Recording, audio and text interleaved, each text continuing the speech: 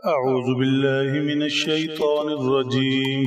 بسم الله الرحمن الرحيم.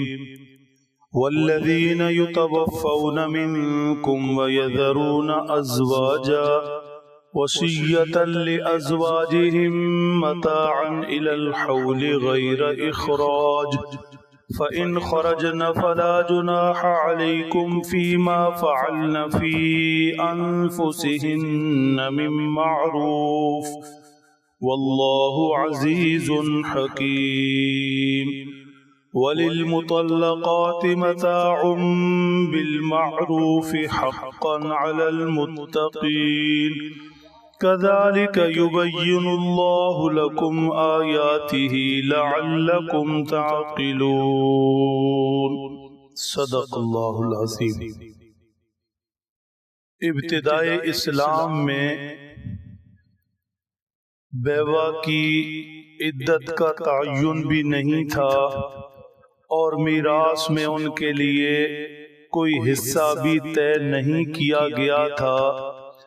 آج تلاوت کی گئی آیات طیبات ان حالات کے لیے خاص ہیں جب بیوہ کی عدت بھی 4 مہینے 10 دن طے کر دی گئی اور میراث میں بھی بیوہ کا حصہ متعین کر دیا گیا. تو یہ آج تلاوت کی گئی آیات طیبات تلاوت میں تو باقی ہیں لیکن ان کے اندر موجود حکم اس خاص وقت کے لیے تھا، منسوخ ہو چکا ہے، لہذا اب عدت بھی متعین ہے اور وراثت میں بیوہ کا حصہ بھی.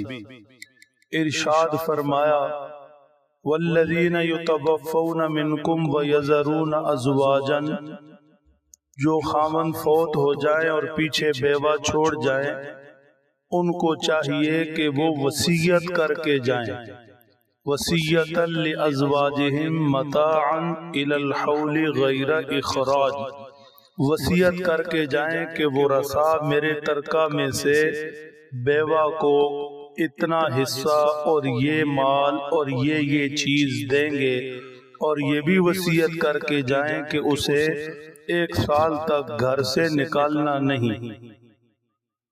فَإِنْ خَرَجْنَا فَلَا جُنَاحَ عَلَيْكُمْ، پھر اگر وہ بیوہ خود ہی اپنی مرضی سے خاوند کا گھر چھوڑ کر والدین کے گھر جاتی ہے تو اس میں خاوند کے لیے کوئی گناہ نہیں، کوئی حرج نہیں.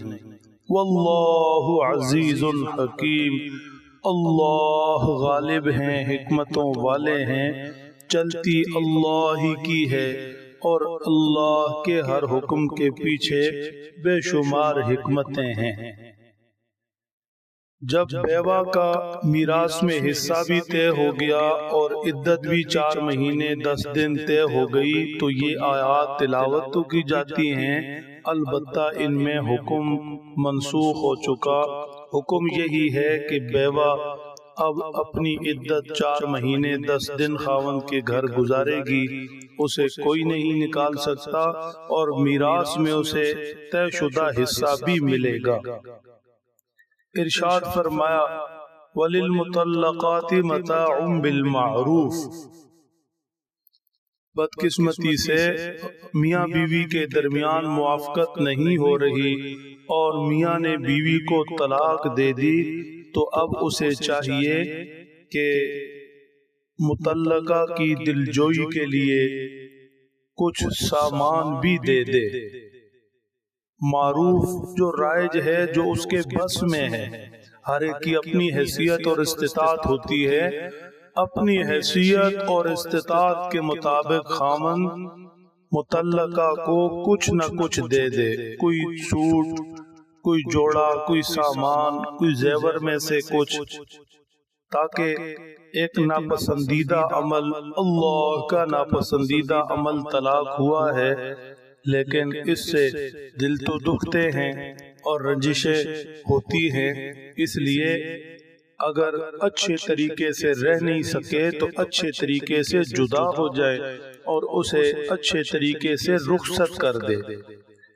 کوئی قید نہیں رکھی کہ کیا دے، متاع کے دیا کچھ سامان دے دے، معروف کا لفظ ساتھ لگا لیا کہ جو بھی رائج سامان ہے، جو بھی اس کی حیثیت اور استطاعت میں ہے، اس کے موافق دل جوئی کے لیے کچھ نہ کچھ دے دے۔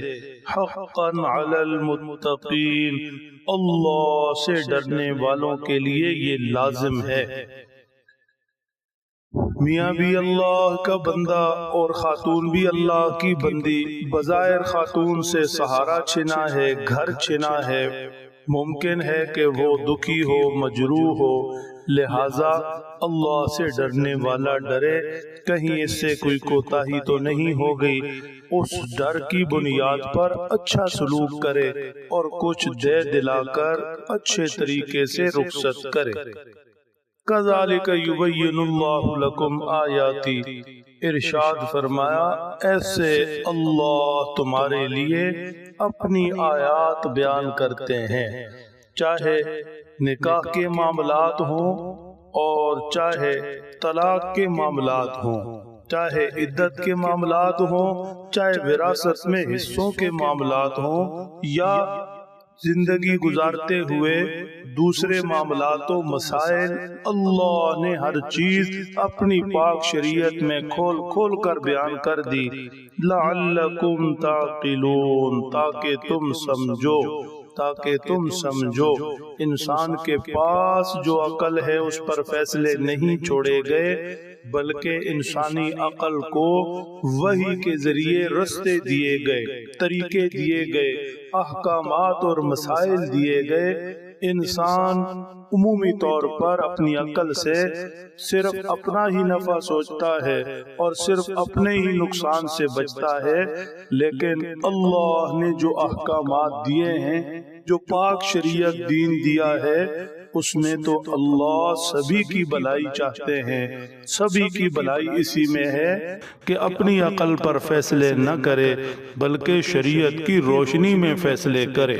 اللہ سمجھ دیں، عمل کی توفیق بخشے۔